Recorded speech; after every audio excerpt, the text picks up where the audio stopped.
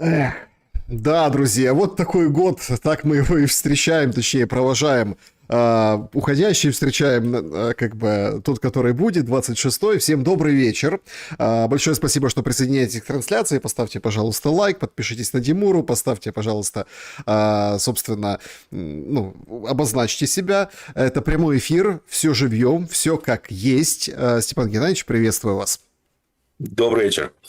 Значит, все как всегда в нашем сегодняшнем эфире. Мы обсудим ряд новостей, немножко попытаемся понять, что с нами за год произошло и чего ждать от 26-го. Такое ощущение, что есть такая украинская песня, что «Купила мама коника, а коник без ноги». Понимаете? И, в общем, лошадка, которая стучится к нам в дверь и скачет в 26-м, в общем, интересно, что она принесет у себя в повозке. Но то, что как бы будет, уже есть, да, и мы понимаем, да, чего ждать от происходящего. Формат эфира традиционен. QR-код возле меня — это возможность поддержать канал. Также вопросы и вопрос задать на экран, прям вывести. Также вопросы заблаговременно принимаются в сообществе YouTube абсолютно открыто и в закрытом режиме непосредственно ну, вот в закрытом клубе телеграм-канал «Шелест». Также чат трансляции. Но это все в финале. Сессия вопросов и ответов. Интересный блок эфира. Всегда познавательно. Вопросы я уж так посмотрел, которые оставили, очень интересные. Ну и для вас вопрос, дорогие зрители. В чате трансляции можно ответить в голосовании. Кто громче хлопнет дверью до Нового года? Что понимается? Ну вот какое вот что? Такое вот событие, да, вот кто вот прям, ух.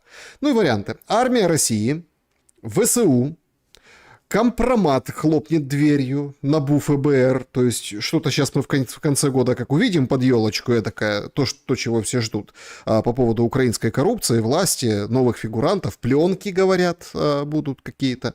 Или еще один вариант, никто, всем уже все ясно, а сейчас вот это вот мы в периоде такой тягомотины.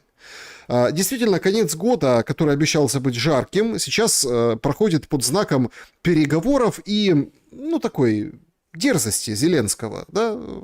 Значит, вчера он поздравлял всех с Рождеством по западному обряду, и теперь немножко восточному, потому что попереносились все даты, и говорит: «Путин, чтоб ты сдох».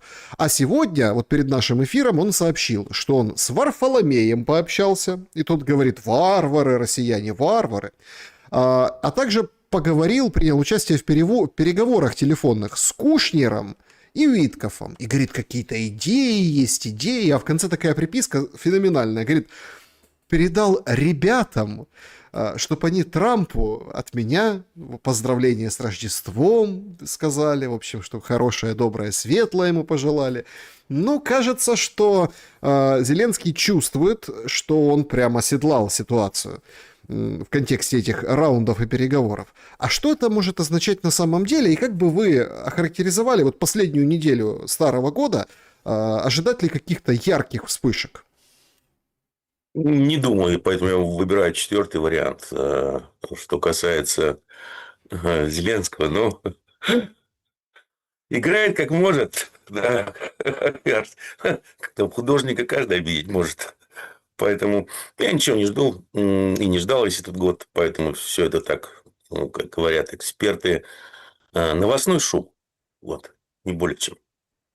Если все-таки брать и существенно посмотреть на 25-й, это ведь правда весь год переговоров. Вот как Трамп инаугурировался, так и началось. И продолжается прямо вот вплотную до завершения.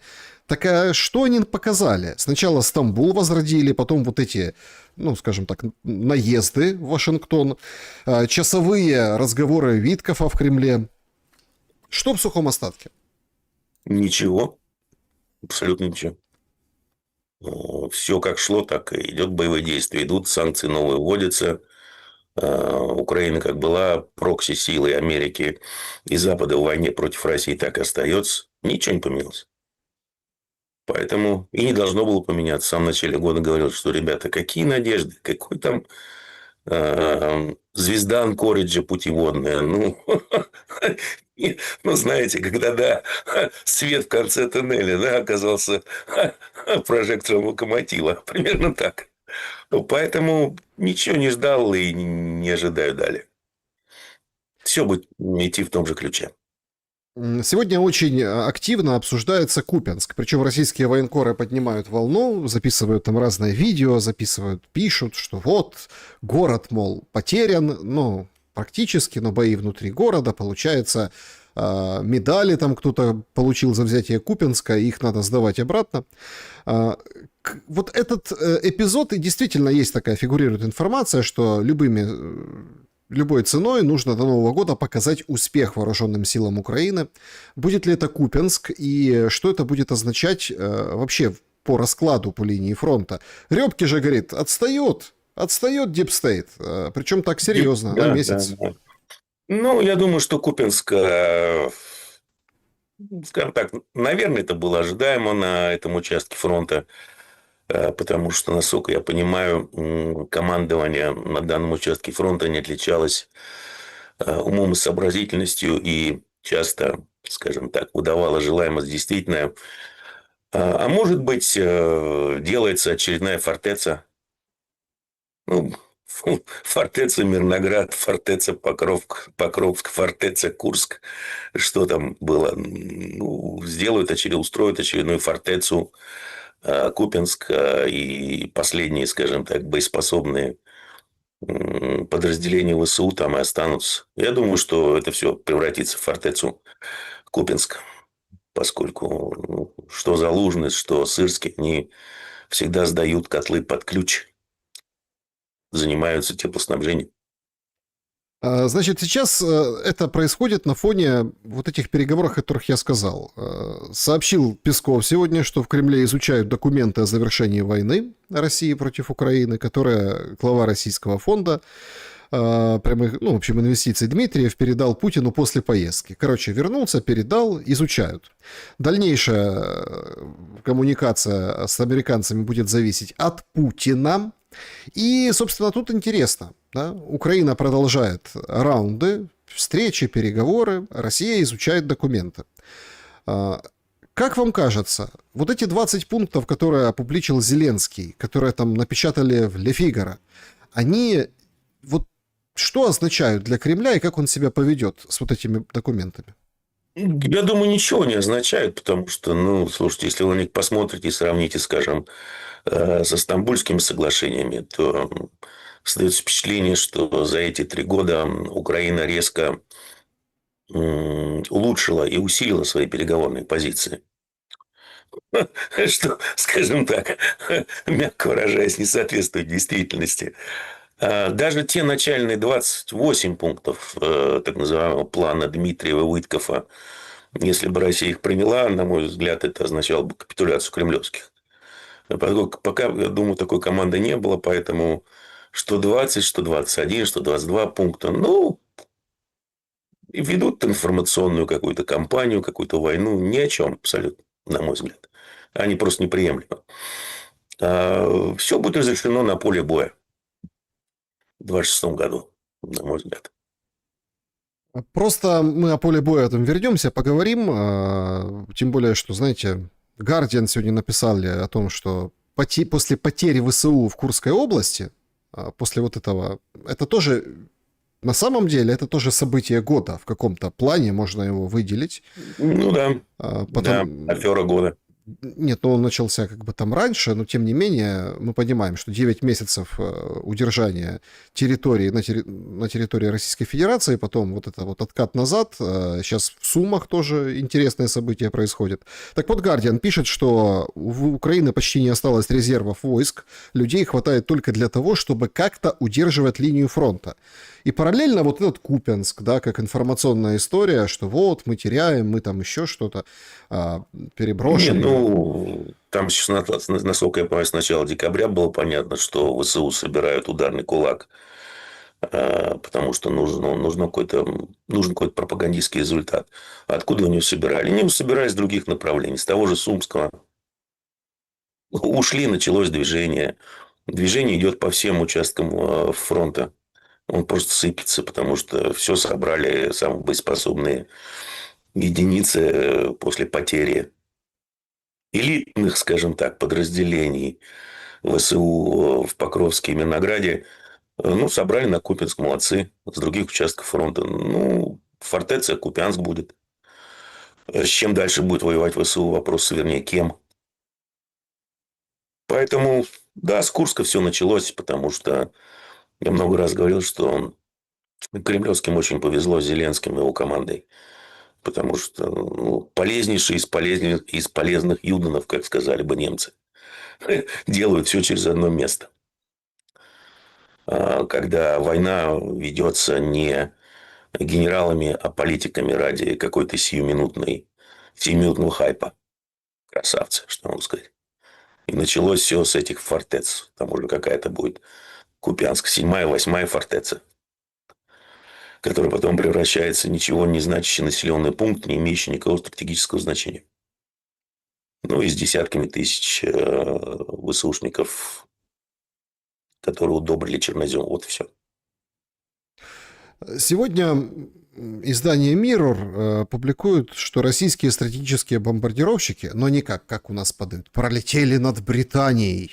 Ну, на самом деле, они там рядышком в нейтральных водах пролетели, но сам факт, британцы вынуждены были поднимать свои истребители в воздух для того, чтобы как-то, ну, в общем, обозначить присутствие. Это потому, что в Москве сейчас какой-то идет обвал каких-то терактов, и удары доносятся каждый день по российской территории в глубину. Не думаю, не знаю, понимаете, потому что если бы был какой-то серьезный ответ, ответ носил такой характер, что те же британцы почувствовали бы на собственной шкуре какой-то материальный урон. Ну, например, хуситы, да, как СБУ с какого-то сухогруза запускают эту самую, как она называется, гексакоптер, Бабьягу. Ну, и бомбят танкер. Так и здесь ведь можно же использовать хуситов или партизанов Вейшнории. Идет газовоз в Британию. Ну, где-то в него что-то попадает в нейтральных водах. Большая красивая вспышка, газовоза нет. И так парочку газовозов. И тогда, я думаю, британцы очень быстро придут в себя, потому что они ни европейцы, ни британцы прямого материального ущерба пока что от боевых действий не несут. Значит, должны понести. Ну, Кремль что-то мнется, жмется, я не знаю. Сегодня Storm Shadow были атакованы Да. объекты Новошахтинский НПЗ. Причем там так интересно смакуют эти видеокадры, когда там местные жители из какого-то села снимают вдалеке, говорят, вот молодцы, ребята, молодцы, мол, хохлы молодцы, гляньте как. И, в общем, все полыхает и горит. Действительно был пуск ракет, там что куда полетело, мы примерно видели по каким-то картам, но это все, знаете, такое творчество, изобразительное искусство. Понятно, что реальный ущерб, который нельзя вот так вот снять из соседнего села, не скажут, как и, собственно, не скажут, сколько запустили, сколько подавили. Однако оружие же британское, давно мы не видели ударов Storm Shadow по России, а сейчас вот смотрите, как видим. Эскалация, она должна была продолжаться и усиливаться. Вот она продолжается и усиливается. Причем кремлевские своими хирургическими ударами ударялись до того, что сейчас вдруг выясняется, что из-за использования F-16 «Миражей» количество сбиваемых ракет Х-101 увеличилось, причем значительно. Как говорится, чего стоим, кого ждем. Все вот благодаря мне, я думаю, путеводной звезде Анкориджа и строительству тоннеля на Аляску. Почему вы так скептически относитесь к вариантам России договориться с Америкой по Украине? Ну, потому что точки зрения и позиции сторон, они просто они нигде не соприкасаются, несопоставимы.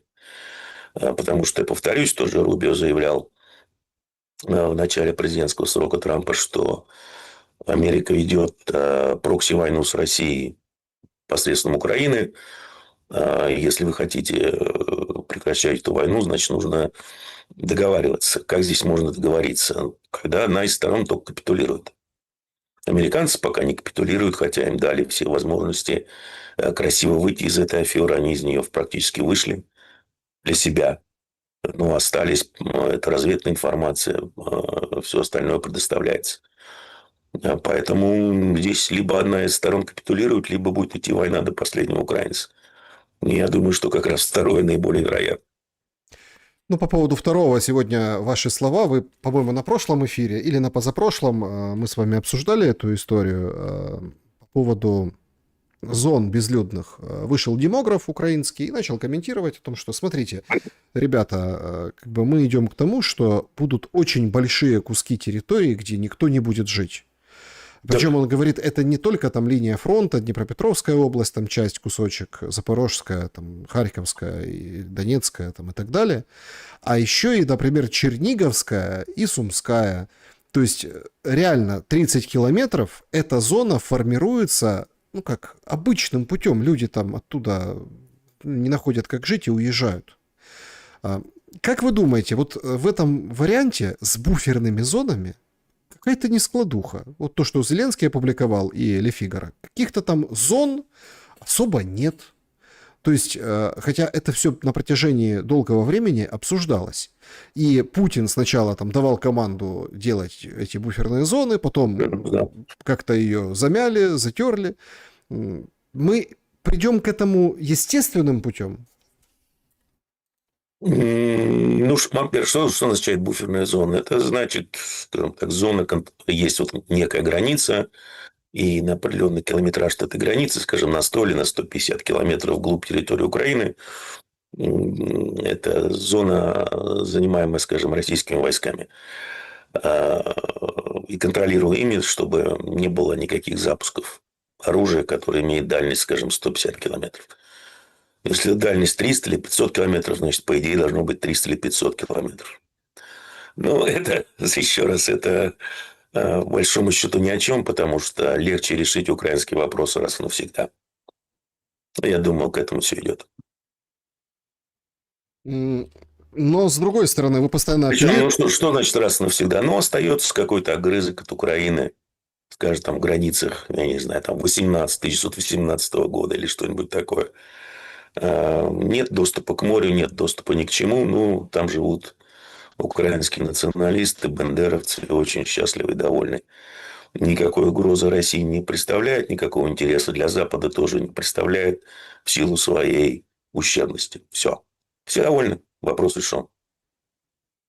Ну, согласитесь, такая длинная перспектива на фоне возни с Купянском, на фоне ну, вот этих потерь, на фоне того, как идет Я не война. думаю, что это длинная... Я не думаю, что длинная перспектива, потому что, еще раз, была построена мощнейшая линия обороны, во-первых, украинцами. Там с 2014 года она строилась. А ее больше нет. Ее прорвали на всех участках фронта. Дальше до Днепра ничего нет. Второе, никто не трогал инфраструктуру. По большому счету не было такой возможности. Ни транспортную, ни энергетическую инфраструктуру Украины. Сейчас эта возможность уже более как полтора года есть. Далее война очень сильно изменилась. Война дронов. Об этом много раз говорили. Но ведь война дронов, она зависит от количества, условно говоря, дронщиков на каждой из сторон. Сейчас там по самым скромным оценкам преимущество России где-то 2:1 в дронах и в командах дронщиков. Причем украинские команды дронщиков регулярно и методично выбиваются. Соответственно, когда у вас не будет ни электроэнергии, ни экономики, ничего, я думаю, что и ВСУ, и Украина, я имею в виду, как государство, политически схлопнется сама по себе. Там уже будут совершенно другие разговоры, будут совершенно другие условия выставляться. Ну, 90 миллиардов на 2 года от Европы. Их, конечно, поди попробуй...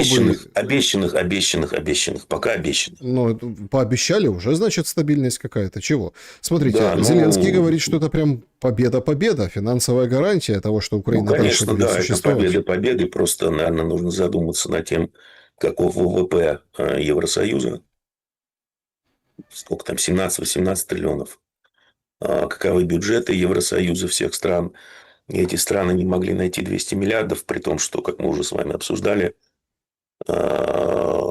Украине отводится важнейшая роль в подготовке Евросоюза к войне с Россией, которая должна начаться, если я не ошибаюсь, по последним данным немецких генералов в 1929 году.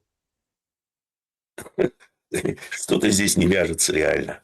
Конкретно не вяжется. Причем, заметьте, главные, скажем так, поборники продолжения войны, островные дегенераты, британцы, Они ни цента не вносят. Все деньги вносит Евросоюз, обещал внести. Так что что-то здесь не бьется, что-то здесь не вяжется. Сейчас какая-то странная история. Ну вот правда странная. Здесь много странного в мире происходит. То есть война будущая, то Россия нападет, то не нападет на Европу, то они готовятся, то не готовятся, говорят, это все ерунда. То какие-то бомбардировщики как пролетели там рядом с Британией, то Балтика, да, то есть там как регион, что там происходит. Кто-то говорит, что эти вот войска оставили в этих 20 пунктах европейцы Зеленскому, потому что это типа резерв для того, чтобы, ну, вот война вот это невозможно было, что украинцы тут сразу, они будут представлять угрозу. Тут же все четко разложили, все аналитики, в этих 20 пунктах 800-тысячную армию. Это типа армия, которая... Ну, это да, это европейцы сами сказали, что типа мы будем использовать для охраны границ. Их же невозможно содержать в Украине. То есть все понятно. Они будут давать деньги, они будут ее обеспечивать, перевооружать, и это будет постоянный такой, скажем так, в подбрюшье России, рядышком с Белоруссией, постоянно будет такой для них элемент угрозы, который как бы гарантия для того, чтобы Россия не нападет. Но, говорит, мы готовы подписать бумаги, что мы не попадем. Европа. Похоже, Писториус – это прям имя нарицательное сейчас. То говорит, мы сейчас всех поднимем под ружье. Против него молодежь вышла на протесты недавно. Причем так крупный протест. Говорят, Писториус, пошел вон. Да. Мы не хотим воевать. Они рекомендовали бы полизать их яички. Буквально смысл слова, да. Понимаете? А они такие, теперь говорят, не-не-не, Россия не нападет. То есть он мечется уже, заметался. Нет, говорит, все. Уже пора определяться. Ну, слушайте, осталось 26-й, 27-й, 28-й, 3 года до нападения. Пора уже определяться, нападет, не нападет. Разгонять ВПК на целых 125 миллиардов евро. Не разгонять. Какие-то немцы. Вот была такая великая нация. В кого они превратились вообще? Черт знает что. Цивилизация. Анекдот про Чукчу напомнил, но он скабрезный. Не буду его рассказывать.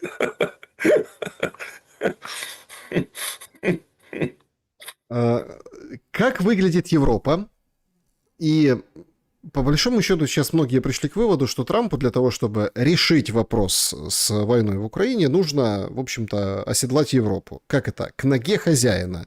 Но этого, собственно, не происходит. Есть ли какие-то инструменты у Трампа на Европейский Союз для того, чтобы, собственно, все были сговорчивее, и он опять был велик, могуч, и радовался? Или все-таки план работает, что до конца следующего года, до выборов, в общем, зияющая рана войны никуда не денется, это очень выгодно политически глобалистам?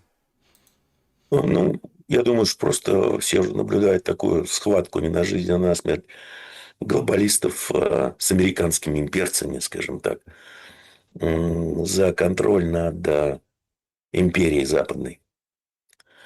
Потому что основа глобализма, откуда он вообще взялся, это Британская империя и Евросоюз.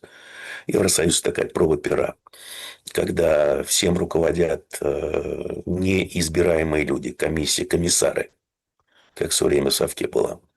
Аналогичная ситуация, между прочим, и в Штатах. Там практически всю полноту власти получили агентства, федеральные агентства, которые подчиняются и, в общем-то, представляют собой так называемое глубинное государство, или его еще называют interagency.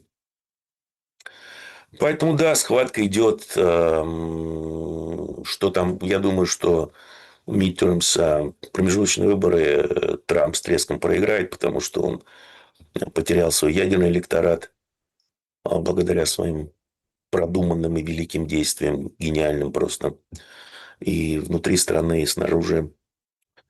Все ждут, я думаю, европейцы ждут того, что, как правильно сказал Зеленский, президенты умирают, да. Поэтому главное переждать. Похоронил он Трампа. Слушайте, так он главное переждать. Трампа похоронил, Путина похоронил. Похоронил. Что это за украинский народ сидит и... Он же как говорит, это не я, это украинский народ так хочет. То есть украинский народ такой сидит и хочет смерти одного, второго, третьего, а Нет, Зеленского не хочет. ну да, у украинского народа сало и горелка, а у Зеленского одна лишняя дорожка и понеслось. Есть небольшая разница в эффекте. Поэтому, я думаю, план европейцев очень простой. Просто переждать Трампа и втянуть Америку какой-нибудь, я имею в виду втянуть Америку обратно какой-нибудь такой мощнейшей провокацией, мощнейшей эскалации, на которую Кремлю придется отвечать, возможно. И, соответственно, тогда вскинуть руки к небу и возопить о пятом пункте.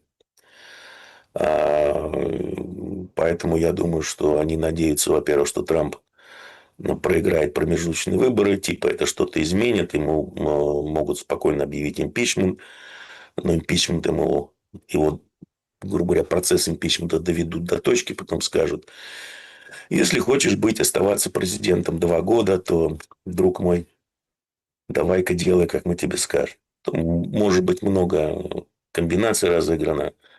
Но самое интересное и забавное, что как раз хозяйка нарко-марко, как называют Рубио во Флориде, есть на то веские причины. Мадам Эдельсон на ужине, посвященном Хануке в Белом доме, она сказала, что если Трамп будет избираться на 3-й срок, то она ему даст $250 миллионов на избирательную кампанию.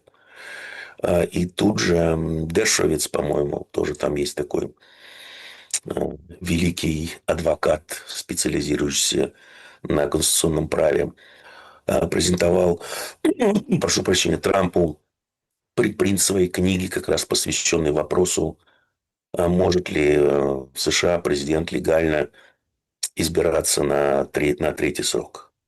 Потому что существует 22-я поправка, которая говорит, что не более 2 сроков. Но ее же можно, как в некоторых других странах, интерпретировать не более 2 сроков подряд, например. Ой, интересно, в каких странах? А есть такие страны в мире. Вот, поэтому там на самом деле все закручивается. Так что такое вот у меня лично остается впечатление, что-то как-то день открытых дверей в дурке слишком долг. То есть куда народ одни в одну сторону, другие в другую. Такая борьба идет политическая. Ну, достаточно посмотреть на последний выпуск Мурзилки. Это доктрина стратегическая США, которая противоречит сама себе во многих пунктах. Но это... Я думал, такое только пишут, знаете ли, там, академики из РАН в своих экономических исследованиях. Нет, в Штатах то же самое. Степан Геннадьевич. Поэтому я думаю, что вот у Евросоюза, вернее, у британцев план такой, что под каким-либо соусом, предлогом пересидеть Трампа, втянуть обратно Америку в, скажем так, горячую фазу войны, потому что американцы так им дали хорошо выйти. Но они этим не воспользовались, на мой взгляд. Ну, подождите, денег же не Для тратят. этого нужна ситуация, нужны провокации. Денег же не Ну, тратят. денег не тратят, но в войне участвуют. В войне участвуют, и это уже стало практически официально войной Трампа. Что бы он там ни говорил, причем именно Трамп, именно в первый срок Трампа украинцам начали поставлять большое количество наступательного вооружения. И именно в первый срок Трампа ЦРУ организовала порядка 20 баз своих на границе с Россией. Причем на этих базах как раз готовились диверсионные действия против России, внутри России. Поэтому все его сказочки, что это типа не его война, она уже его. Он ее обладатель, он ее собственник. Но как-то он негоже распоряжается этим активом. Ну вот смотрите, сегодня же опять... А чем он распоряжается гоже, как вы говорите? Вот чем? Назовите мне один пример. Что удалось Трампу? Нет, давайте так, давайте объективно. Сейчас там какие-то отчеты подали, и впервые прям результат, какой-то там процентик ВВП или чего там, 4 с чем-то, роста экономики. Все говорят, о, смотрите, как хорошо, при Трампе лучше стало. Да, только американцам абсолютному большинству стало хуже, а вот ВВП вырос. Ну, он вырос 1% в рост внес как раз, внесли инвестиции в и, и как в металл, так и в софту. Ну, я думаю, что в 2026 году все это закончится, как и любой другой пузырь, таким мощным, жестким крахом этого бреда. Ну, пока, да, все там, даже Маск написал, что типа, недалеко то время, там 18 месяцев дал, когда рост ВВП США будет двузначным. Ну, кетамин на самом деле имеет такой возбуждающий эффект. Знаете, у людей начинаются просыпаться способности к визионерству, футурологии и тому подобное. А, Потом начинается отходняк и ломка. знаете, есть такое выражение «скелеты в шкафу», но тут, похоже, скелеты под кроватью Трампа. Опять, собственно, дочитали какие-то там очередные пункты. Ну, в общем, файлы, они идут с номерами. И вот в каком-то номере обвиняют в том, что, в общем-то, возжелал он одну из дам. Прям вот и прям получилось все вроде как. Ну, такое обвинение есть. Там даже фигурирует показания какой-то девицы. Я вообще, если честно, ну, это было бог знает когда, понятно, но я вот прям ждал, понимаете? Трамп как вот при выборке отбивался от тех, кого он там соблазнял, да, так вот сейчас на фоне этих документов, которые подчерканы, порезаны, и сейчас Белый дом оправдывается, говорит, нет, мы специально ничего не прятали, это все ложь, Это инсинуации. самое страшное, что они сделали там. Э, Похождения Трампа не так страшны и интересны, как сам факт того, что они в очередной раз кинули свой электорат. Практически, ну, выпустив непонятно что, закрытые замазанные файлы. Хотя никаких процессуальных действий по делу Эпштейна давно не ведется. Сначала он его кинул, сказав, что нет, не буду ничего обнародовать, там нечего смотреть, там ничего нет, их вообще не существует. Потом сказал, хорошо, ладно, я обнародую, я вот ждал и говорил всем, что...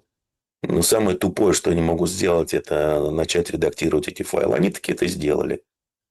То есть, свой ядерный электорат он потерял. Но как это все-таки отразится? Ну, времени долго еще, в принципе, ждать Не, выборов. там, слушайте, Трамп же для них был такой почти как мессия. Человек, который против болота, человек, который против истеблишмента, который с нами, с народом. Ну, такой образ, он создается годами, а разрушается за несколько месяцев. Он не выполнил ни одного своего предвыборного обещания, которое давал, наоборот, делал все, чтобы всячески откреститься от этих обещаний и делать все наоборот. Ну, погодите, теперь там нет вот этих, есть мужчины и женщины, нет этих в армии, не пойми Это не кого. главное Он обещание же были, как там на днях написал пост вот о том, что смотрите, как все делается, все выполняется, с мигрантами он как жестоко расправляются, высылают, выгоняют по тюрьмам, отправляют в Сальвадор и еще там куда. это не самое главное обещание, которое он давал. Главное обещание он давал это разобраться с файлами Эпштейна, выставить всю закулису на обозрение праведно негодующего народа, быть президентом мира. Уже есть война в Иране, не может выйти из украинского конфликта, начинает новый конфликт в Венесуэле, бомбил хуситов. Далее он обещал поставить Америку на первое место, в результате поставил Израиль на первое место. Все видят геноцид, который израильтяне творят в Газе 24/7.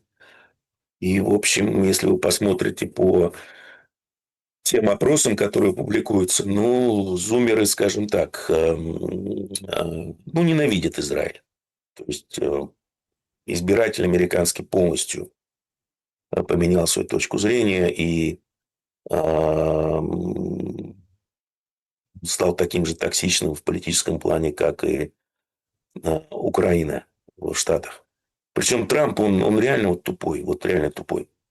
Потому что идет съемка там в Белом доме. Один из спонсоров такой махровый сионист рядом с ним стоит. Он его хвалит, какой Трамп друг Израилю. То и Трамп говорит следующее.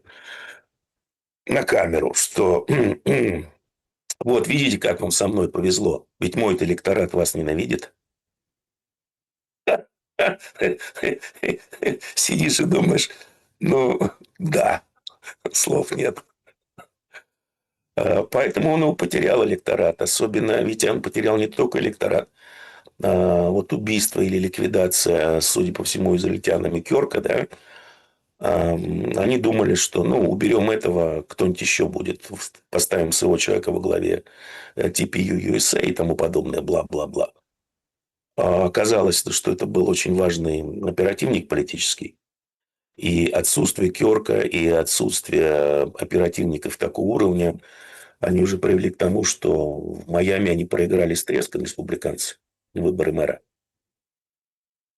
Поэтому я думаю, что ядерному электорату Трампа нанесен мощнейший удар, и они от него отворачиваются. И знаете ли, когда люди идут за какой-то фигурой, а фигура их предает, они идут и голосуют хоть за черта лысого, лишь бы против него. Поэтому, я думаю, промежуточные выборы республиканцы, ну, не то чтобы с треском, но они их проиграют, значительно проиграют. И верхние и нижние палаты американского конгресса, они полностью отойдут демократы. Почему считается, что в этом случае в Украине дела пойдут в гору, и у Зеленского все будет хорошо? Ой, не знаю, слушайте. Ну, наверное, я не знаю. Спросите лучше тех, кто так считает. Ну, типа, придут демократы, при Байдене все было хорошо. Вообще не все было хорошо при Байдене. Как? Деньги шли, оружие шло, бабки отмывались, все были счастливы, я имею в виду, на Банковой. Никаких проблем. Ну, наверное, считаю, что если демократы снова придут к власти, то все будет хорошо. Но эти дурачки не понимают, что Украина из такого, знаете ли, политического актива, она уже давно в Штатах превратилась в политический пассив. Она токсична, как и Израиль. Поэтому демократы открещиваются вообще. Это типа тоже, да, не наша война. Это пусть вот европейцы разбираются. Ну, смотрите, тут мне нравятся такие политики, как Грэм. Он всегда в одной паре. Он говорит, захватывайте венесуэльские вот эти все суда. Давайте российские захватывать. Давайте нефть отбирать. Давайте... А Трамп возьми и выдай. Скажи, ох, мы захватили танкер. Мы его отправим, заберем себе. Нефть себе выкачаем. Это все наша победа. Ой, молодец. Слушайте, так нахрена А ему сегодня нефть? один танкер удрал. Не смогли на него высадиться. Так нахрена ему нефть с танкера? Он же бурит уже сколько месяцев. Бури, детка, бури.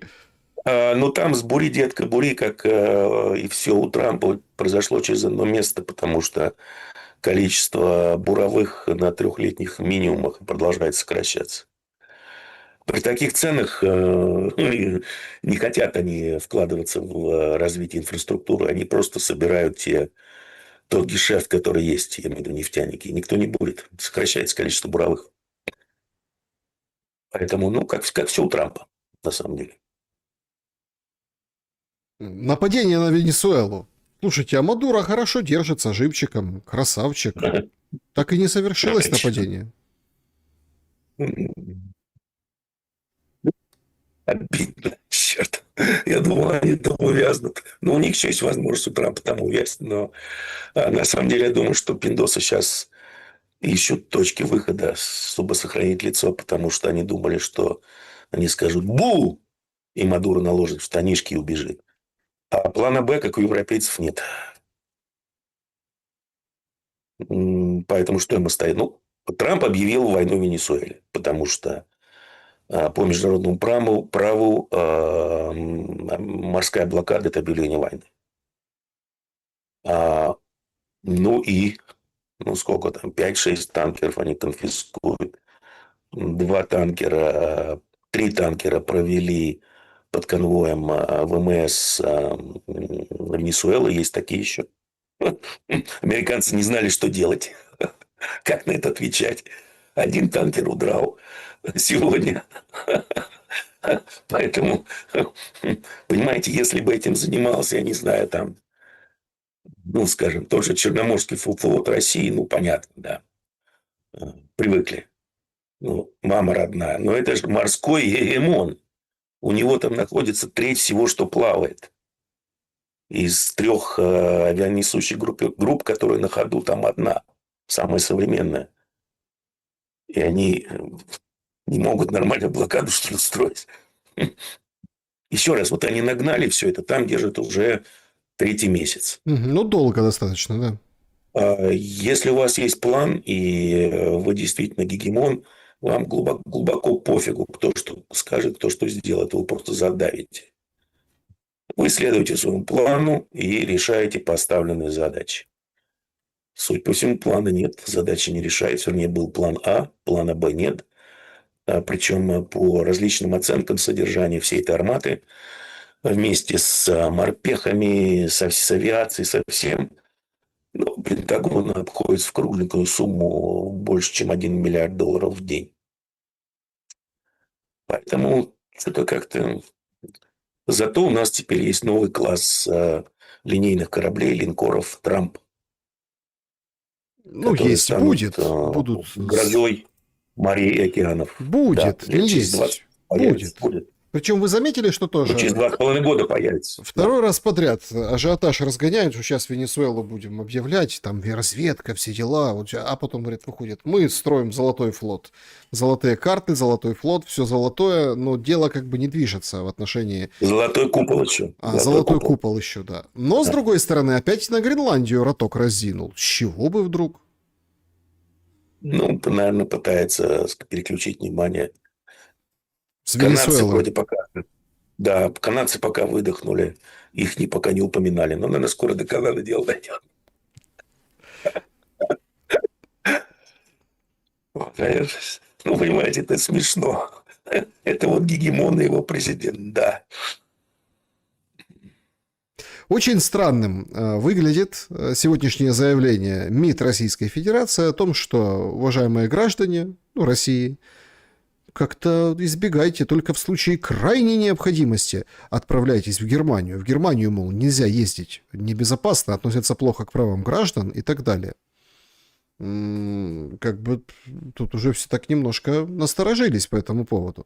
Причем это сделано, понятно, да, за неделю до Нового года, где активный пассажиропоток. Понятно, что, ну, все равно есть много русских в Германии, много связей, все равно как бы есть такая потребность. Украинцев тоже сейчас коллапс на границах и в белорусская там сторона, в общем. Короче, люди ездят друг к другу на праздники. А тут вот Да, такое сообщение. нормально, да. С чем оно связано? Это что у Не вас? знаю, не отслеживаем, не знаю. Может быть, там кто-то решил поиграть в какие-то информационные кампании. Не знаю.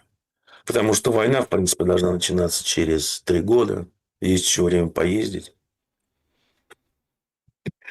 Мне трудно комментировать действия нашего МИДа. Исходя из Всегда этого, вспоминаются всякие полеты в страны Латинской Америки с диппочтой. исходя из этого, мы просто понимаем, что конфронтация, которая сейчас между Россией и Европой, ну, она как-то вот наоборот, в общем, не способствует нормальной экономике в той же Европе, нормальной экономике в той же Способствует, России. не способствует относительно вообще, но кто вам сказал, что европейские лидеры заботятся об экономике? Вполне возможно, они, скорее даже всего, не реализуют повесточку 2030, которая включает плановое замедление экономики. Смысл в чем? Смысл в том, что посадить всех на базовый доход, все оцифровать и тотальный контроль общества. Совершил мысли преступления, тебя нет, и базового дохода нет. И в банковской системе тебя больше нет. Вот в чем смысл. Потому что все, что они делают во вред европейской экономике. Ну, посмотрите на Германию. Падение промпроизводства на 11% год года. Они построили экономику, построили благоденствие на дешевом российском газе. Дешевого российского газа не стало. Ну, начались проблемы. И все энергоемкие отрасли германской промышленности, они следуют за российским газом.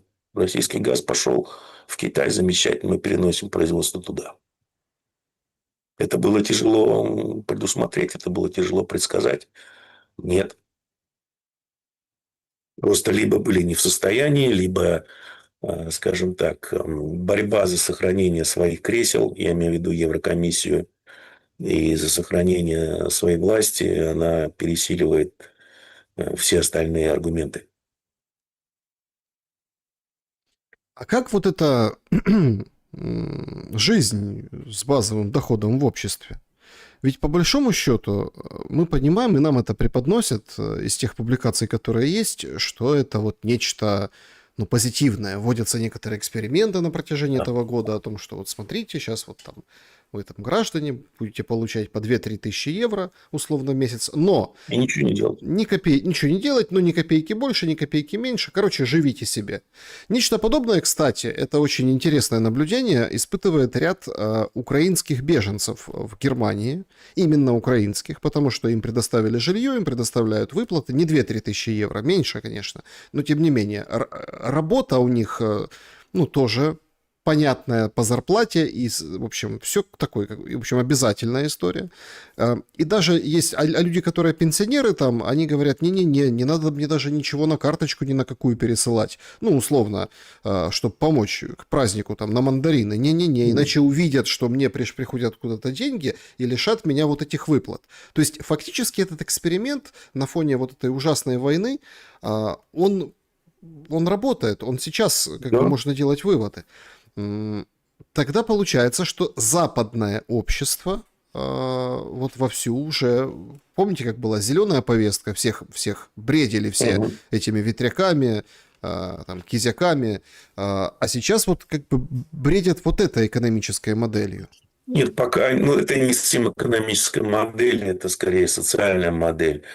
На зеленой повестке, кстати, пришла к власти фон дер Ляйен и, скажем, те партии, которые поддерживают.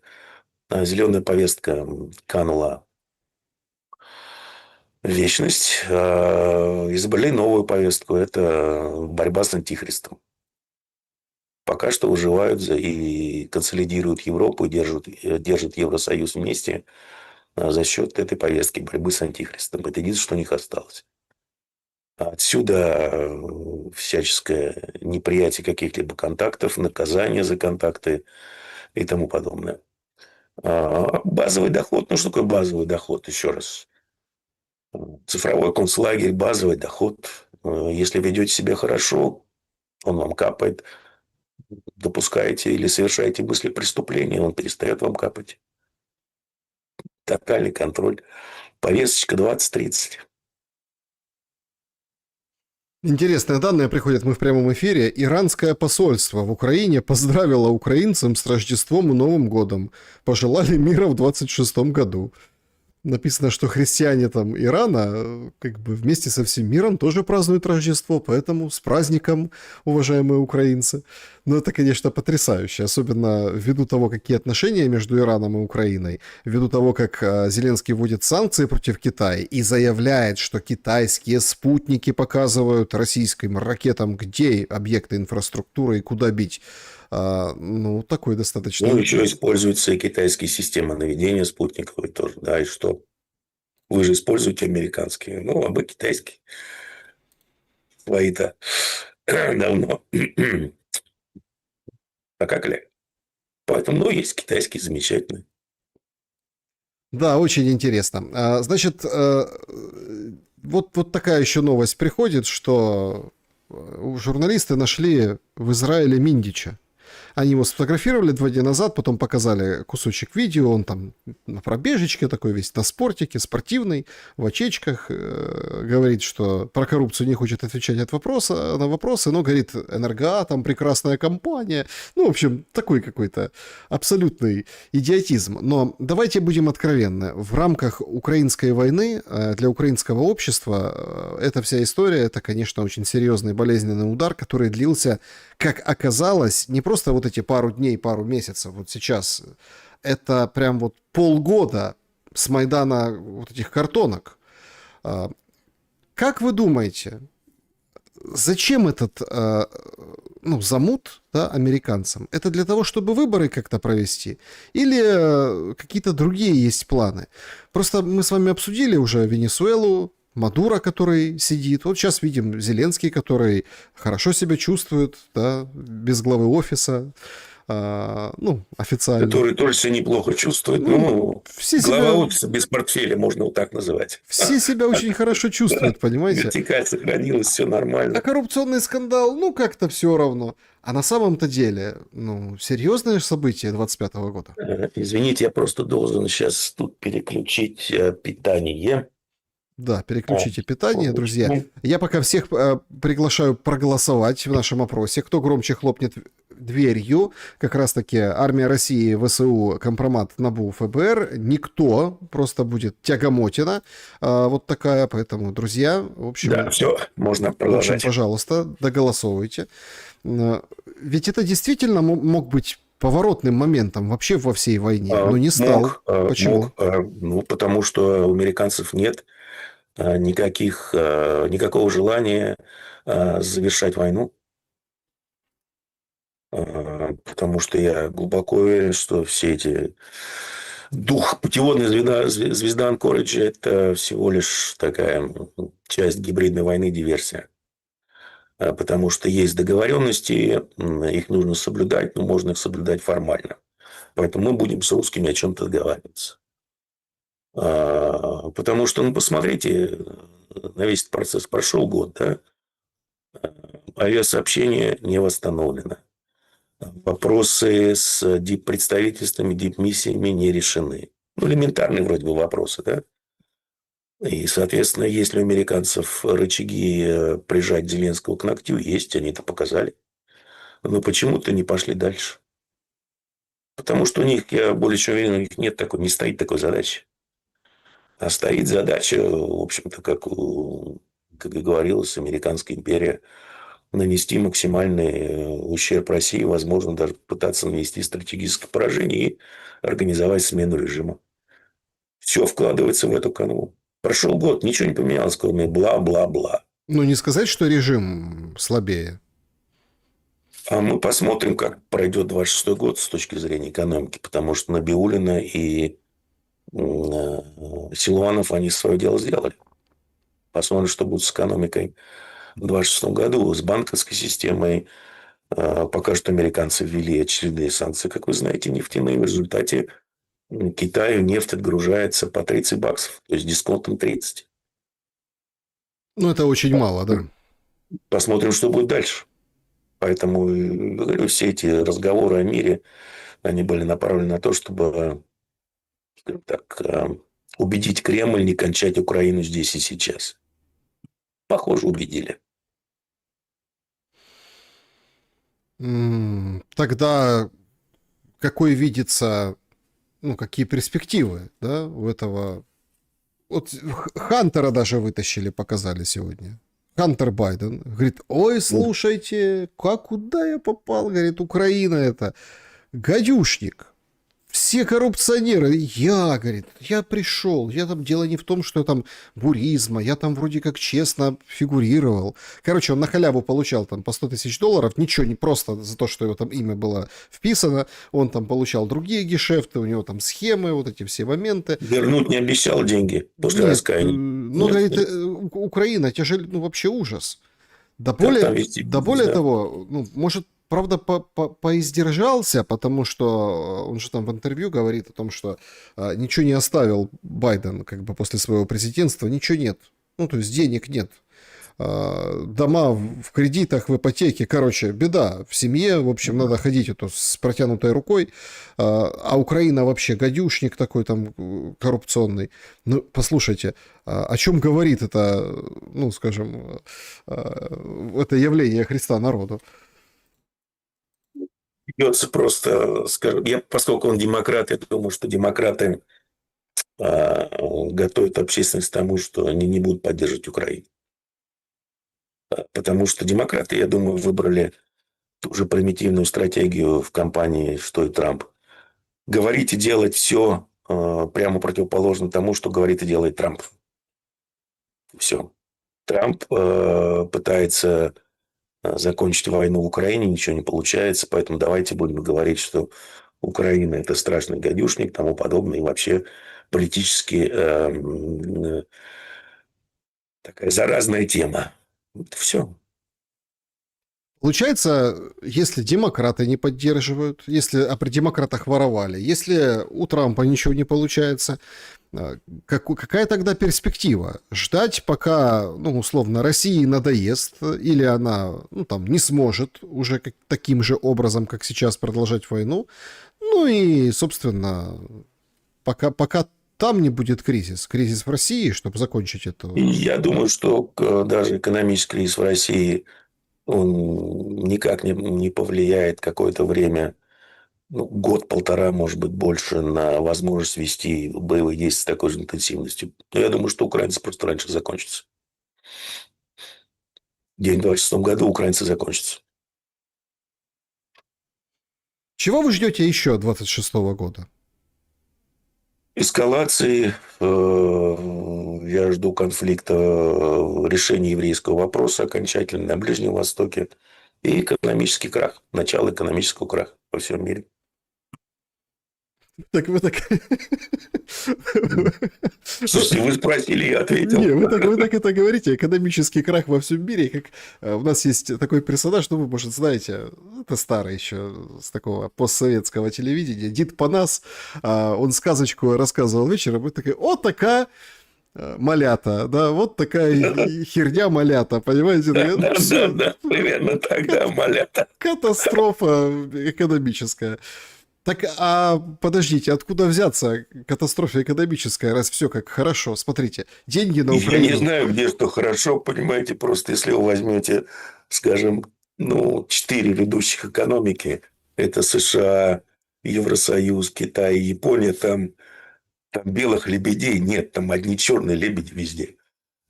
Поэтому что-то да выстрелит. И если вы посмотрите просто на те дислокации, которые существуют на финансовых рынках, в банковской системе, скажем так, их размеры, они давно уже превышают, причем значительно, те дислокации, проблемы, которые были в конце 90-х и в 2007-2008 году.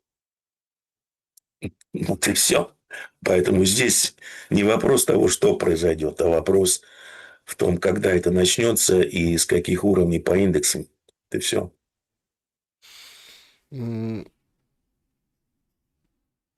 Соединенные Штаты в этом будут играть первую скрипку, как причина. Не знаю, я думаю, ну... Просто официально, помним, кризис 2008 года в Китае, недвижимость, вот это нам рассказывали, помните? Ну, там проблема с недвижимостью, перепроизводство. В Китае, да, проблемы перепроизводства. В Китае, да, проблемы с недвижимостью. В Китае дефляция уже который квартал.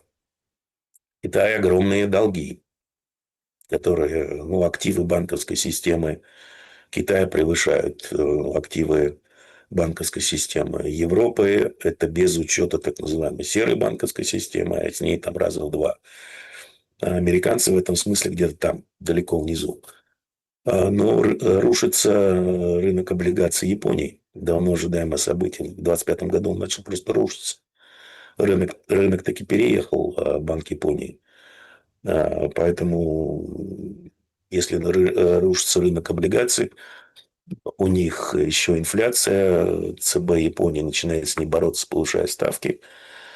Тем самым он провоцирует закрытие carry trade по иене, которое ставилось там десятилетия. И по самым скромным оценкам, ее объемы в валюте фондирования, то есть в иене, порядка 20 триллионов долларов, она сидит везде. Ну, а дальше у нас что? У нас дальше прекрасный, замечательный пузырь и в Штатах инвестиции, вернее, в эту сферу. Кто у нас там визионер? Сёма Альтман, известный проходимец. Чего? Он хорошие вещи говорит. Скоро будут люди в космосе работать. Да. Нам электричество пахать и сеять будет. Нажал на кнопку, и человек готов. Я уже просто видел все это в конце 90-х. Интернет, развитие технологий, А потом в 2003 или 2004 году в МcKinsey был, сейчас не знаю, есть ли нет, такой замечательный институт, Global Research Institute. Они выпустили обзор, такой сделали глобальный обзор, а как же изменил интернет и как же изменили огромный тогда был прорыв и прогресс в производстве чипов, производительность труда. Самое главное, что они меняли. Оказалось, что статистически важными изменения были только в нескольких отраслях. Ну, понятно, это продажи, это гостиничный бизнес, это логистика и производство чипов. В производстве чипов производительность труда выросла аж в несколько раз. Я тогда, помню, репу почесал, не понял, стал читать дальше. И тут оказалось, что они учитывали официально абсолютно используемую в Америке так называемую гедонистическую поправку. Именно.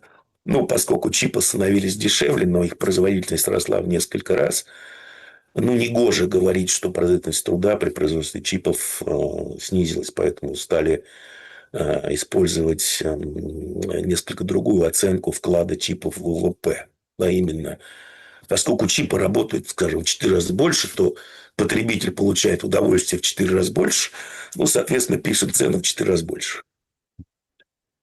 Так и с этим и. Один в один. Только на огромной, на шкале, которая просто несопоставима, потому что, еще раз, уже второй квартал рост инвестиций в ИИ опережает вклад в ВВП роста потребительских расходов. И вот последние вышли, когда ВВП, там потребительские расходы, там ужасная картина. Именно потребительские расходы по всем категориям упали. За исключением медицины, страхования и финансовых услуг. То есть то, без чего жить нельзя. На всем остальном американский потребитель впервые начал экономить, скажем так, серьезно. Поэтому, ну, видели мы такие пузыри. Только они были чуть меньше. А этот просто огромный. Тема мигрантов сейчас очень остро вышла непосредственно на авансцену. Ее пытаются замалчивать. Я имею в виду европейский театр демографический. Да, не только европейский. Но Европа очень сильно изменилась, и об этом все говорят и видят, да, как потемнела кожа европейца и какие проблемы сталкиваются с европейцы с тем, что происходит у них в городах. С ножами, грузовиками, бусами, которые въезжают в людей и так далее. Причем даже поскандалили немножко. Мерц говорит, мы покажем американцам, мол, как у нас все хорошо, и что эта миграционная политика нам дает больше плюсов, чем минусов. Вместе с этим разного рода аналитики считают, что многие же там, да, фигурируют понятие «Третья мировая», там еще какая-то. Война цивилизаций. Да, все это уже идет и так далее. Так это главное оружие. Если вы... Скажем так, это главное оружие против белых. И на самом деле все это проводится под эгидой ООН, потому что в ООН есть программа замещающей миграции. Подавалась она под тем соусом, что поскольку население стареет, сокращаются размеры рабочей силы, поэтому нужна новая рабочая сила. И под этим соусом запустили эту программу в Европе, в России, везде. В Штатах то же самое. Ну вот стали выходить исследования, говорящие, что все это хуцпа. Стареющее население прекрасно справляется с экономическим ростом. И поскольку замещающая миграция, она в основном производится иностранными специалистами очень высокой квалификации, они скорее нагрузка на бюджет, чем плюс экономики. Потому что, ну, как у нас говорят, 7 иностранных специалистов заменяют экскаватор. Но экскаватор дешевле по обслуживанию, потому что эти 7 специалистов иностранных Еще, между прочим, привозят свои семьи и получают выплаты из бюджета очень часто. Поэтому легче купить один экскаватор. Поэтому зачем на самом деле это делалось? Ну, понимаете ли, есть повесточка 2030. Еще раз, это то, что проповедовал товарищ Швабе и его хозяева в римском клубе. Она заключается в том, что в определенный момент на сцену нужно вывести новое мировое, единое мировое правительство. А как вывести? Оно же должно у вас отобрать все свободы. У вас ничего не будет, но вы будете счастливы. Ну, вот как раз использование мигрантов один из способов, а именно вы хотите жить в безопасности, вы хотите, чтобы все это прекратилось, вы видите, ваше национальное правительство не способно с этим справиться. А мы, новое транснациональное правительство, предлагаем вам решение. И мы решим эту проблему. Но для этого вы должны забыть о своих свободах и правах. И люди соглашаются на это. А кто-то из отцов-основателей штатов, не помню кто, честно сказать, по-моему, Джефферсон, как всегда, говорил, что люди, которые выбирают безопасность ради свободы, недостойны ни свободы, ни безопасности. И как это наложится на экономический крах в 2026 году? Это часть программы. Еще раз. Что такое экономический крах? Это режет социалка, например, как Германия. Нужно затянуть пояса ради победы Украины. Нужно затянуть пояса, потому что в 29 году на нас нападет антихрист. Нужно готовиться. Все это складывается в один такой пазл, когда люди, скажем так, коренное население остаются без средств к существованию, огромная преступность, проблемы везде. Еще раз им предлагают, ребята, вот вам базовый доход, вот вам цифровой концлагерь, мы можем обеспечить вам безопасность, но вы должны от всего отказаться. Стандартная фишка.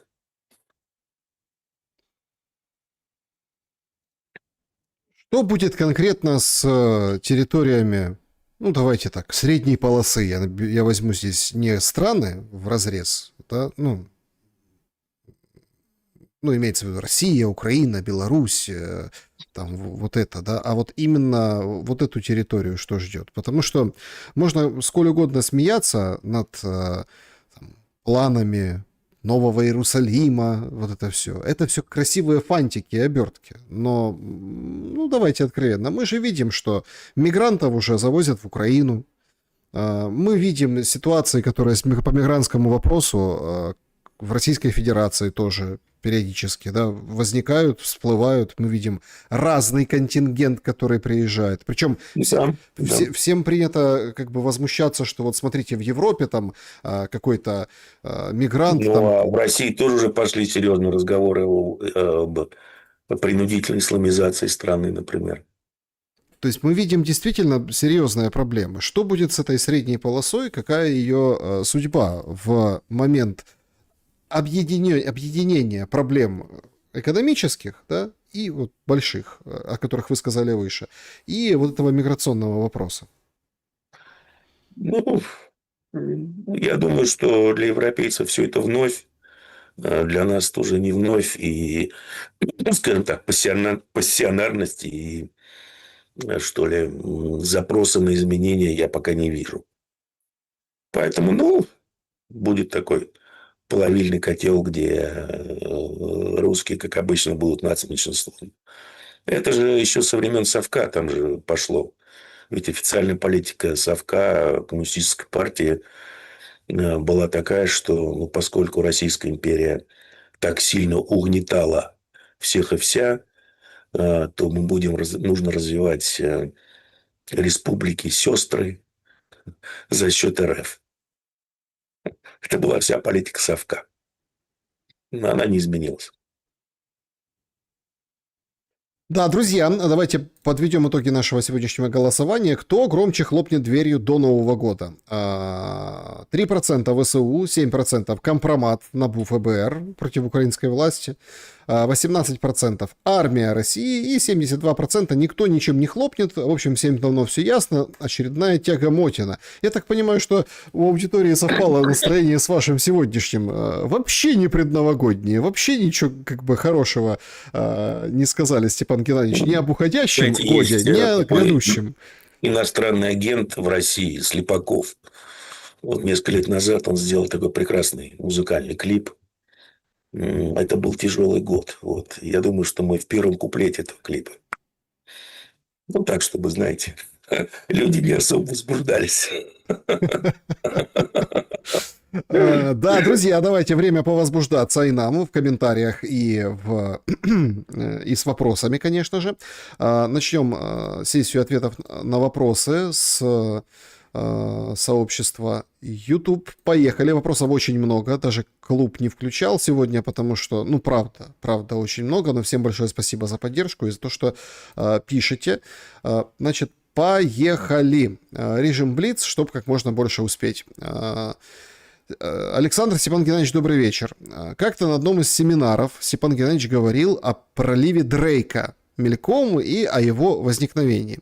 Можно ли поподробнее сейчас об этом рассказать или на одном из семинаров будущих? Очень интересно послушать вашу точку зрения. Кстати, ссылки на там Сити-класс, это лекция Димуры в описании к этому видео.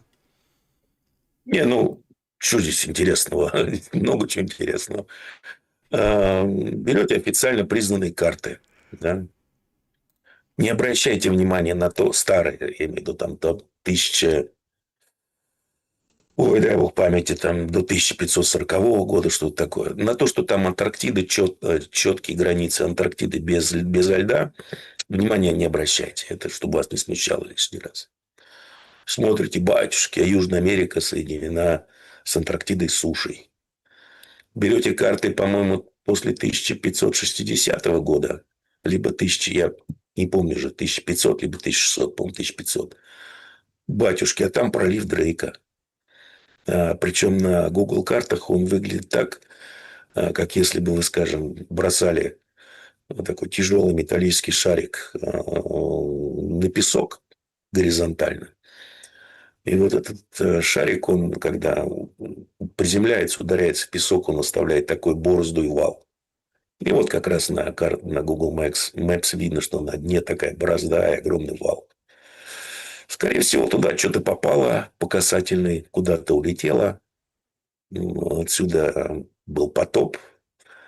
Древняя цивилизация частично погибла, частично осталась. Отсюда и гиганты, все остальные, которые описаны везде и оставили очень много следов. После этого вы так смотрите, идете, скажем, на какую-нибудь историческую лекцию какому-нибудь очередному просветителю официальному и задаете вопрос: скажите, пожалуйста, а вот эти вот карты официально признаются как древние? Да, ну что, они там из коллекции, из коллекции, либо из хранилищ. Да, это да, там даже можете упомянуть картографов, которые их создавали. А тогда как вы объясните вот эту вот нестыковочку? Про Антарктиду лучше вообще не говорить, потому что у них тоже тут же случается истерика. Ну, никто вам ничего объяснить не сможет. Моделировали все это на самом деле. Моделировали, и как шла бы волна после такого удара, сколько бы раз она обогнула земной шар, потому что земной шар не круглый, скажем так. И вот интересно, что там, где пустыни в Австралии, в Африке, на Ближнем Востоке, в Евразии, как раз там мы проходили основные годы. Да, значит, поинтересуйтесь этой темой, пожалуйста. Спасибо за вопрос. Следующий вопрос. Привет с Рудного, Казахстан. Вопрос к Степану. Как вы считаете, украинцы себя сами сожрут, как пауки в банке, или все-таки нужна полная капитуляция, чтобы они побежали сдавать друг друга, доказывая, что они партизанили в пользу России?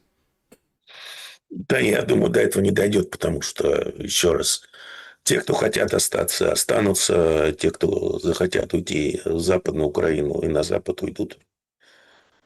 Здесь будет все по-любому, я думаю, разделение труда. Ну, конечно, Запад наверняка оставит, как в свое время с бандеровцами, очень много спящих ячеек и спящих агентов на территории, которая отойдет к России. Андрей, вопрос. То есть 27 декабря Рада собирается на внеочередное заседание по вопросам выборов, а 31 декабря Зеленский объявляет выборы где-то в марте, выигрывает, и еще как минимум 5 лет войны. Я все правильно понял? Нет, 5 лет войны невозможно. У украинцев просто не хватит на 5 лет войны. В принципе. Ни экономики, ни людских резервов, если все будет уничтожаться даже такими же темпами, как уничтожается сейчас. Следующий вопрос. Пятая колонна в России. За глобалистами? Да, за кем? Они за британцами. Британцы здесь хорошо работали со своими НКО и подобными организациями.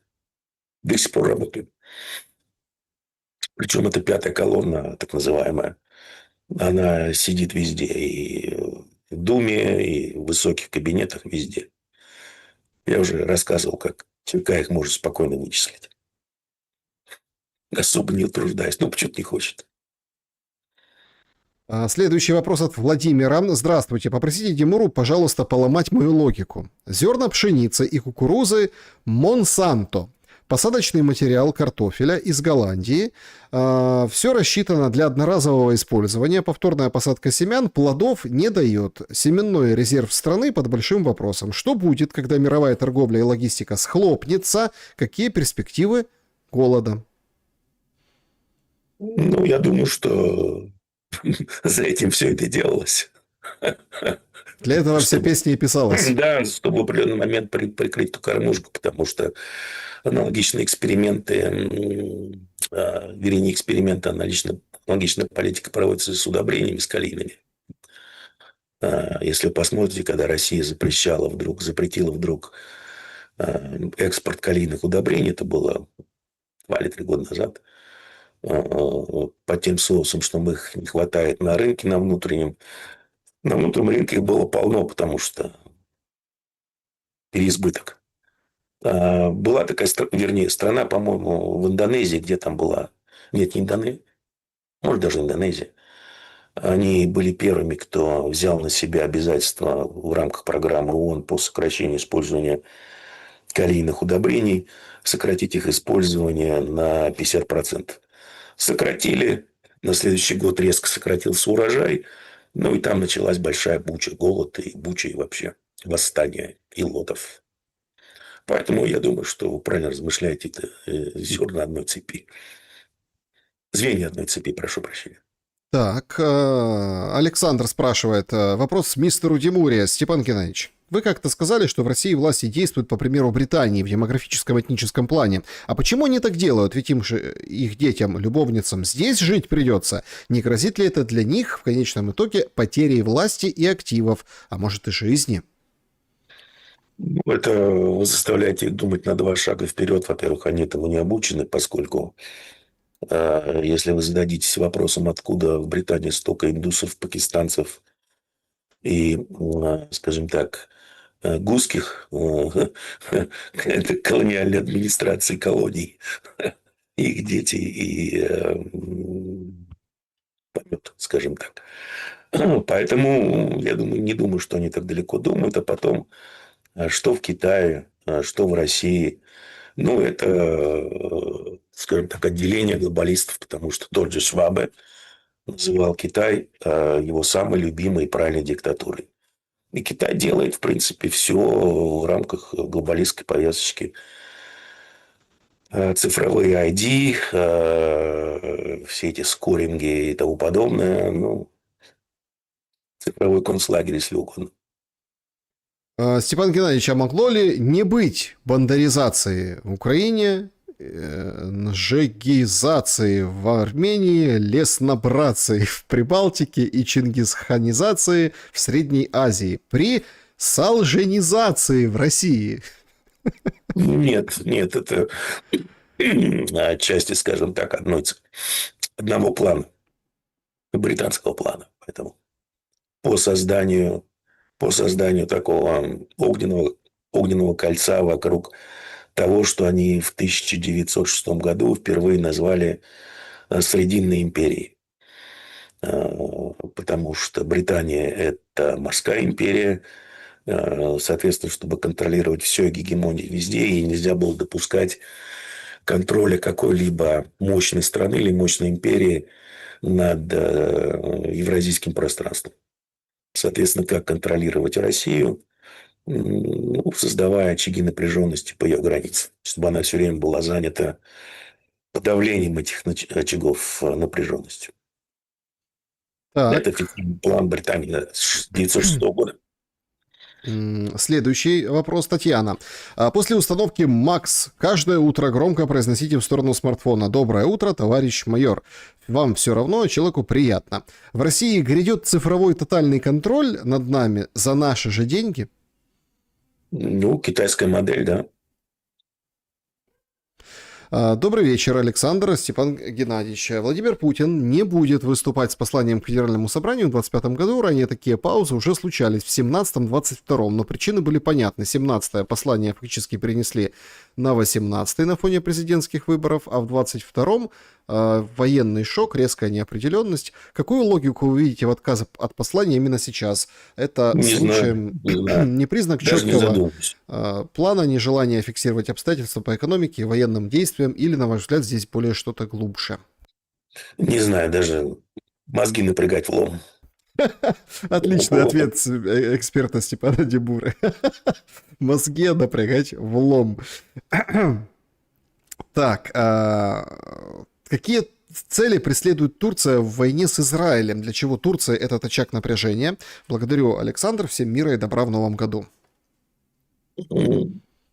Зачем Турция этот очаг напряжения? Напряженности. Ну, может быть, это нужно не Турция, кому-то еще. А Турция всего лишь выполняет, скажем так, чьи-то еще приказы. Но, с другой стороны, Турция, она одолима. Ее одолел план там пантюркизма, кто-то еще что-то говорит о Отоманской империи. Ну, соответственно, турки очень недовольны тем, что израильтяне пытаются влезть в Сирию, поскольку они считают, что это их проект, их вотчина, как говорится, good luck. Это первое. Второе, ну, турков, скажем так, и весь этот проект пантюркизма, построения Отоманской империи, ну, был благословлен Ватиканом, и султанчик получил добро, причем его использовали исключительно как противовес этим самым судитам, потому что судиты считались лидером исламского мира. В свое время Ватикан себя позиционировал так, что он представляет интересы исламского мира в христианском мире, а, соответственно, интерес христианского мира в исламском мире. Долгая такая история была.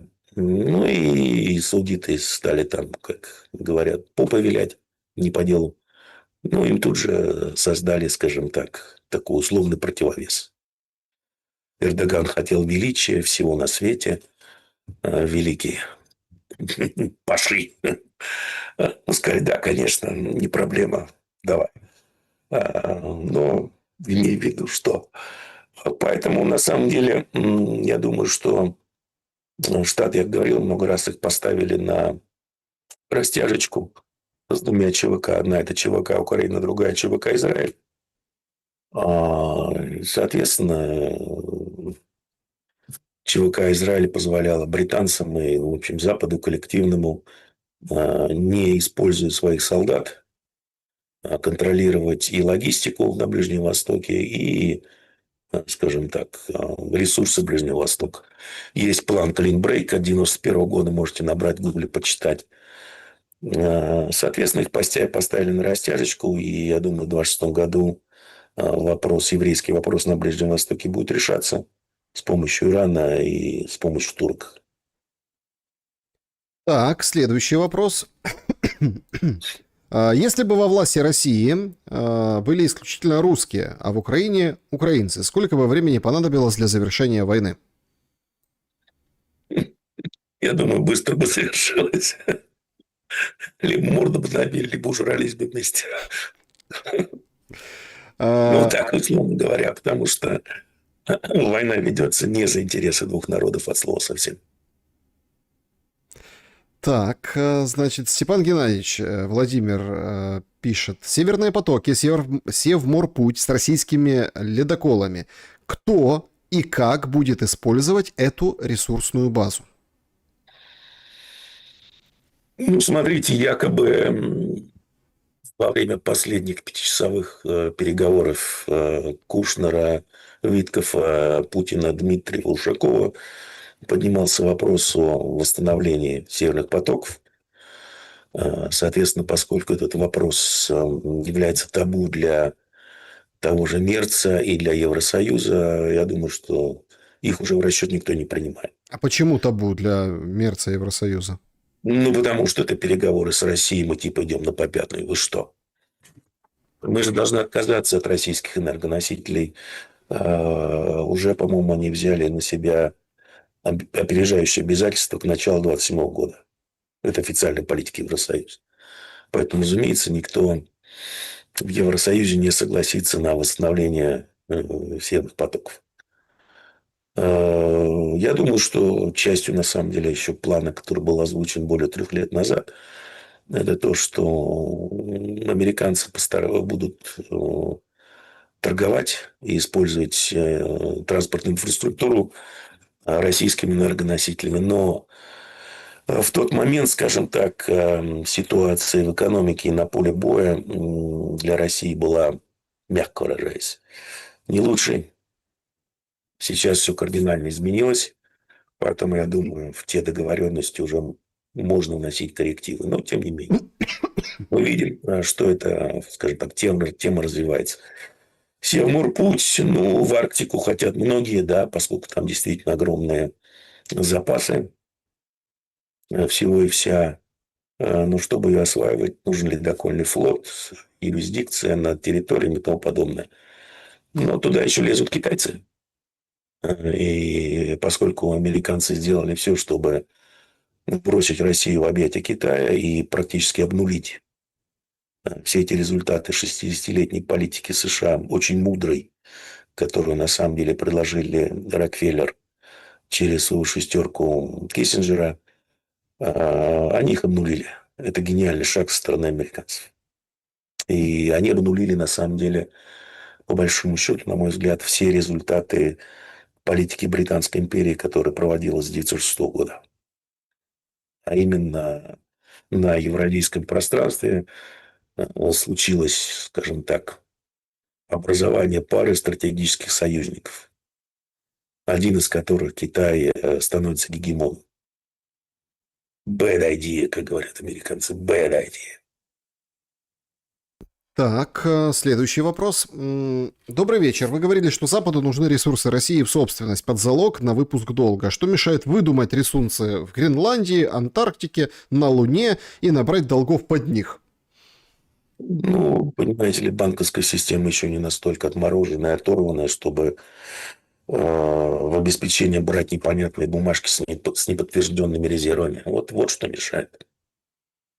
Для начала, прежде чем задать такие вопросы, вы матчасти изучите, что нужно для обеспечения, как работает обеспечение и тому подобное.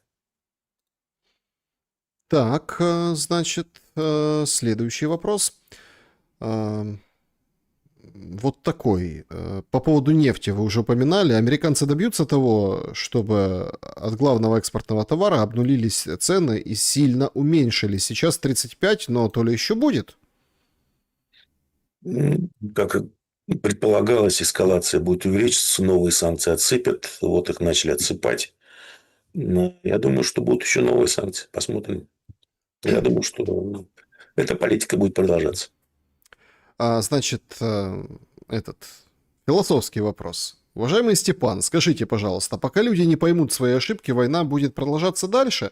И как в мире, где есть интернет, куча информации, можно быть такими необразованными? Легко. Один итальянский философ, он, к сожалению, запамятовал его имя, но он уже ушел от нас. Его спросили, как он относится к интернету. Он сказал, что относится к интернету отрицательно. Почему? Потому что интернет позволяет 6 миллиардам дебилов изливать свою подкорку на толпу. Поэтому в чем здесь интернет? Люди всегда такими были.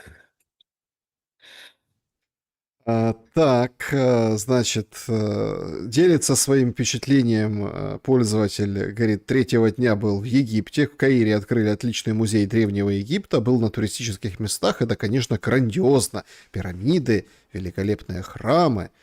Что скажете о судьбе Египта, Степан Геннадьевич? А что значит судьба Египта? Что имеется в виду? Ну, что ждет Египет? Видите, какой там бум строительства. Человек, наверное, это Ну, не знаю, я, подчеркивает. честно говоря, никогда не интересовался Египтом. Не египтолог. Интересовался только пирамидами и артефактами, но страной нет.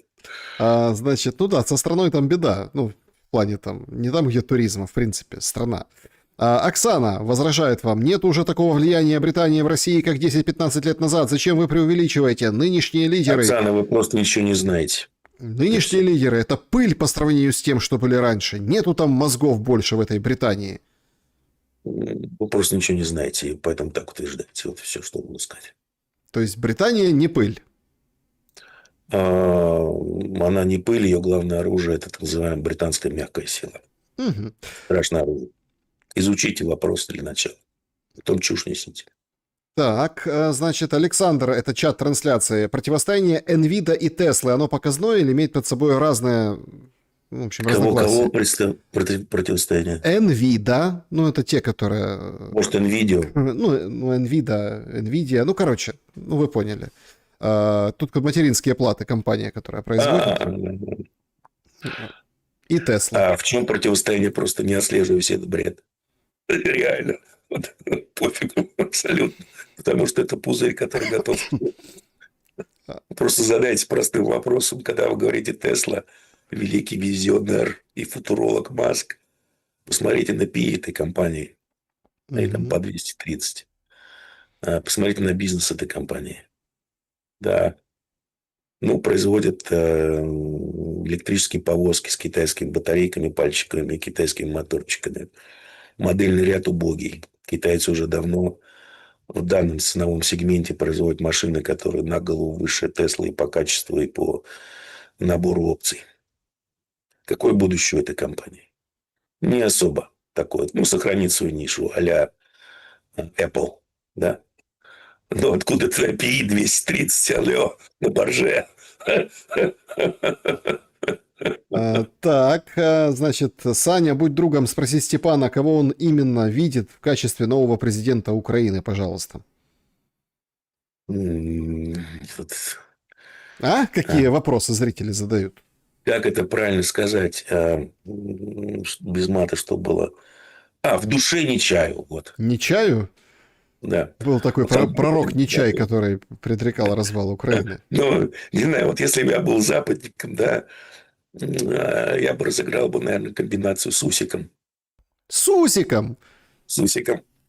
Усатую комбинацию разыграли бы. Да. Украинцы купились на раз-два. В тандемчике у него шел бы этот, как его, Залужный. Ну, он сейчас занят. Освободил бы. Он занят, он на отдыхе. В, Еще вызвал бы из отпуска. Одним звонком. в Если бы Доминикане. я был западником, я бы такую комбинацию разыграл. И заодно бы Кремлевский бы тоже бы наколол. Опять надул бы с такой комбинацией. Вопрос. Коммунизм в итоге победит? Самого себя, да. Запомните раз и навсегда, что все эти левацкие штучки заканчиваются, когда заканчиваются чужие деньги. Чужие деньги закончились. Угу. В общем, пользовательница, как Димура пришел к такому душевному спокойствию? Хотя бы один совет дайте. Ну, как вы расслабляетесь? Я не напрягаюсь. Нет, серьезно. Потому что, Как вам объяснить? Просто не надо обращать внимание на всю эту суету. Возможно, это приходит с опытом, возможно, это приходит со знанием, но, ну, как я говорю своим детям, я забыл больше, чем вы когда-либо узнаете. Наверное, успокаиваешься, когда ты понимаешь, куда идут процессы, и твои, скажем так, умозаключения, построенные модели происходящего соответствуют действительности. Ты делаешь вывод, что не уходя на метафизические уровни, ничего поменять ты не можешь. Поэтому ты уходишь на метафизические уровни, скажем так. Так, возражает вам Роксана, говорит, весь Союз пахал на Москву, о чем Димура вообще говорит, о том, что все жили за Ладно, счет да, понятно. России. Пусть изучат материалы съездов ЦК КПСС, а потом будут что-то говорить. Я же говорю не просто так, я говорю основываясь на официальных материалах. Значит, гностики были правы, Степан Геннадьевич. Материальный мир был создан злым демиургом, а Шваб его пророк. Ну, в Библии есть, на самом деле, всего лишь, на мой взгляд, два правильных утверждения. Первое – это то, что боги во множественном числе. Это есть в канонических текстах. Суды там богов и тому подобное. И второе, что вначале было слово. То есть мысль материальна. Ну, а дальше делайте выводы. Да, и эфир, кстати, тоже существует. Мгм. Значит, вопрос, куда денутся еврейцы после решения еврейского вопроса и какое соотношение потерь России и Украины? Не знаю. Мое старое предсказание, что еврейцам сильно повезет, если Израиль сохранится как гетто в границах 67 до 67 года. Не забываем, в Сирию уже зашли кто? Хуситы. И Иран снова зашел. А вы знаете, кто сейчас был такой коридор Сулеймани, по которому иранцы через Сирию снабжали Хезболлу и Хамас? Ну, во-первых, Хамас – это продукт Масада и лично товарища Натаньяху, но потом, да, немножко они потеряли управление. А этим сейчас занимаются турки. На минуточку. А Кипр в каком положении относительно Турции? Турция полезет на него? Да нет, там все уже как бы, ну, Я думаю, поделили. там на самом деле устаканилось, хотя могут. Ну, понимаете, все такие вертикали власти диктаторско-шовинистического типа, они рано или поздно любят прибегать к маленьким победоносным войнам, которые завершаются для них очень плохо, но тем не менее их любят повторять. Я не думаю, что НАТО долго осталось. НАТО как Как организация? организации, да. Поэтому не исключаю варианты, что рано или поздно турки решат устроить маленькую победоносную войну и взять Кипр. Не исключаю такого варианта. Ну, на Грецию вряд ли, как На бы. Грецию вряд ли им это и не нужно. Так, значит, вопрос. Не кажется ли Димуре, что у Зеленского в планах сидеть на сокращающихся остатках Украины до конца своих дней, ибо выбора у него? У него другого выбора нет. Поможет ли Россия развеять мечты по поводу вечно молодого? Вечно молодой – это кто, Зеленский? Мгм. Ну, пока что, еще раз, кремлевским очень сильно с ним повезло. Здесь вопрос в том, когда Запад осознает, что они поставили не на ту лошадку. И не только не на ту лошадку, а то, что все их планы превратились в пыль, а плана Б нет. Вот тогда у Зеленского могут начаться реальные проблемы с дыхательными функциями, скажем так. Если ВСУ, Сандра спрашивает, Ян, уже утратили стратегическую инициативу, как вы считаете, что удерживает Запад от прямых переговоров с Москвой, боязнь лица или ставка на затягивание? Ну, Запад искренне верит, на самом деле, что эта стратегия была разработана в 22 году. Есть такая группа «Алхимия» в британском Министерстве обороны. Стратегия заключается в постоянном давлении на Россию и в эскалации всех конфликтов с Россией. Поэтому они свято верят, что Украина еще миссию свою не выполнила, она еще может нанести достаточно серьезный ущерб России, потому что, во-первых, на украинцев можно вешать все диверсии, да, можно пытаться перекрыть судоходство теневого флота по Балтике, по Средиземному морю, можно бить по энергетической, газодобывающей, нефтедобывающей, по нефтепереработке в России. И все это вешать на украинцев. Тем самым страдают украинцы, гибнут украинцы, а Запад якобы не несет никакой ответственности. И действительно никаких пока последствий Запад на себе не ощущает. Поэтому Украина будет использовать до последнего. Запад ведет сейчас гибридную войну. И как раз новая девочка, новая милфочка, которая во главе Ми-6, она как раз специалист по гибридным войнам. Ведется изнутри через различные конфессии, скажем так, и объединения конфессиональные. Ведется через экономическую политику внутри страны. Я более чем уверен, что ЦБ и Минфин – это активы Ми-6, потому что то, что они делают, просто, даже не то чтобы здравому, но просто не поддается никакому анализу здравому. Соответственно, идет гибридная война, и Украине в этой войне отводится важная роль. Просят, дайте, пожалуйста, совет украинцам. Ну, а что вы можете сделать? Ну, только мочить ТЦКшников и мочить власть. Ну, сегодня как раз такой был эпизод, когда в Днепре человек, ну, в общем, у него проверяли документы, а у него был нож. Вот. Ну, и там его подстрелили, в общем, говорили, стреляли в воздух, стреляли в воздух, в общем, такая, вот уже началось, в общем, так сказать, вот эта А что история. остается украинцам? Либо текать, либо пытаться как-то сбиваться в стаи, защищаться стаями.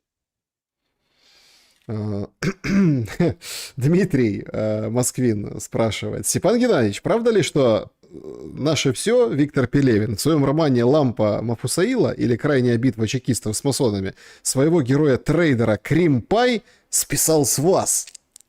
Так, кто-то что-то говорил подобное, да, что многие идеи были. Ну, не знаю. Я, честно говоря, Пелевина никогда не читал и читать не собираюсь. Ну, и тоже, когда был модно что-то одно я прочитал, по-моему, из Пелевина. Наверное, «Поколение Ну, Пи». Ну, в общем... да, я начал читать «Поколение Пи», но, как и в свое время Ильф и Петров, меня это не столько не вдохновило, но такой блевотный какой-то запашок пошел. Не мой писатель, не мой стиль. Здравствуйте. Зная немного украинскую власть уже как бы изнутри, вы бы, будучи на месте Путина, подписали с нынешней украинской властью мирный договор? Спасибо. Нет, нет, и с Западом мирный договор, никакие договоры подписывать не стал бы просто потому, что это бесполезно. Это не стоит бумаги, на которой он подписан. Поэтому вопрос я должен решаться в данной ситуации радикально. А именно, есть Украина, есть проблемы. Нет Украины, нет проблем. С Западом бы так бы вопрос решить, скажем. Есть Британские острова, есть проблемы. Нет, нет проблем. Но на это нужны яйца. Почему Путин не Ну, и так избавляется... задуматься, а что они сделают? Ну, приплывет несколько Посейдонов, ну и все, и что они сделают? Ну, вы какой-то тоже... Ну, тоже что-то запустят. Чего? А кто там будет запускать, все жить хотят? После Посейдонов-то вы что? Как? Ну, кто, американцы, французы? Нафиг им это нужно, если так разобраться? Ну, все только вздохнут с облегчением. Ну, нет их и нет, и хорошо. Давайте мириться и договариваться. Почему Путин не избавился от Силуановой Набиуллиной? Потому что он им безмерно доверяет, и они делают прекрасную работу Об этом Путин говорит на протяжении, не знаю, скольких последних десятилетий. А, Так, вот здесь еще вот такой был вопрос, очень важный. А, Так, три толстяка, Степан Геннадьевич, это персоналии или группы? Если персоналии, то кто решает их смену? Это что? Я, честно говоря, не знаю, о чем идет разговор. Это не с вашего какого-то, ну, может, кто-то Не знаю. не с вашего лексикона. Я понял, Не, о каких толстяках. не с моей мовы. Нет. Давайте вот этим вопросом закончим. Вопрос Димуре. Так будет в России и на Украине хорошо или хорошо уже было? Это от вас зависит. Больше ни от кого. А я добавлю, а в 26-м... Нет, в 26-м точно не будет. Есть только на перспективу. Ой, точно, что коник без ноги в 26-й год. Цирк с конями к нам Цирк с приехал. конями, а коник без ноги. Ногу потерял в 25-м. Можно сказать, цирк уехал, а кони остались. Да? Степан Димура в последнем эфире в 25-м году. В следующий раз встретимся уже в 26-м. Спасибо большое за время и мысли. С наступающим. С наступающим, всех удачи.